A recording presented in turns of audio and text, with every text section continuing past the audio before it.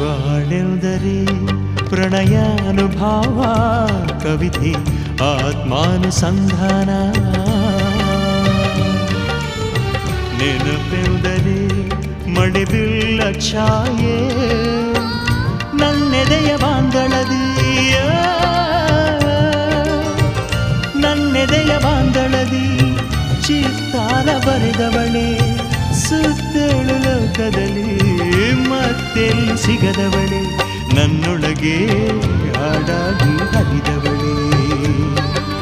ನೂರು ಜನ್ಮಕ್ಕೂ ನೂರಾರು ಜನ್ಮಕ್ಕೂ ನೂರು ಜನ್ಮಕ್ಕೂ ನೂರಾರು ಜನ್ಮಕ್ಕೂ